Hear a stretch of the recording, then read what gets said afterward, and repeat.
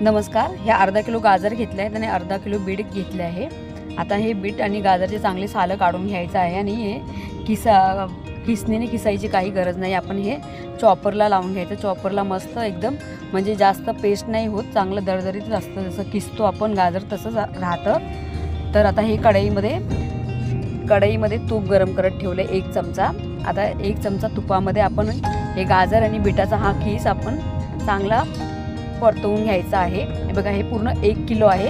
अर्धा किलो गाजर आणि अर्धा किलो बीट.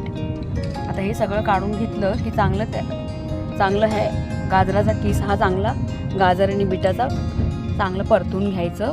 हे बघा, 5 मिनटं परतून झालं. 5 मिनटं परतून झाले की चांगली ह्याच्यामध्ये हे बघा एकदम शिजतं आणि काय आपल्याला ह्याच्यामध्ये पाणी टाकायची गरज नाही की काय नाही. थोडंसं झाकण लावून द्यायचं 5 मिनटं. तर चांगली वाफ सुटून हे त्याच्याच वाफेमध्ये मस्त शिजून जातं. आता नंतर हे 1 ग्लास दूध टाकलं आहे.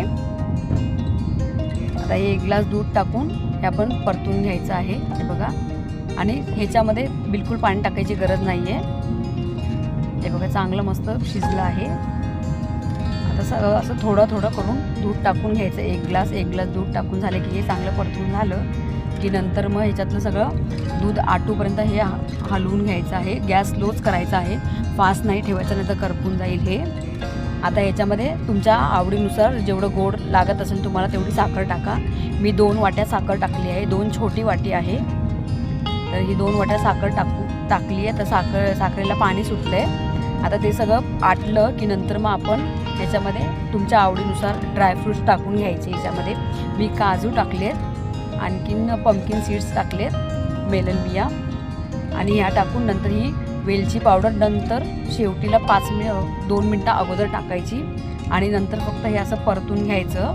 आणि नंतर मग तुम्हाला पाहिजे तर ह्याचे असे गोळे करून असे लाडू बनवू शकता तुम्ही, गाजर आणि बीटाचे लाडू. नाहीतर मग तुम्ही हलवा बनवू शकता, हलवा करू शकता. जर लहान मुलं असतील तर तुम्ही असं गाजराचे लाडू करून दिले गाजर आणि बीटाचे, तर मुलं पण आवडीने खातील. आणि मोठ्यांसाठी तर हलवा आहेच. तर हे बघा, ही रेसिपी कशी वाटली तुम्हाला कमेंट करून सांगा. आणि एक चिमूटभर मीठ टाकलं आहे मी ह्याच्यामध्ये चव वाढवण्यासाठी. तर हा हलवा काही पटकन संपवायची गरज नाही आहे.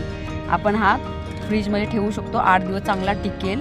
कारण ह्याच्यामध्ये आपण पाण्याचा उपयोग नाही केला आहे, दुधामध्ये हे केलं आहे, शिजवले.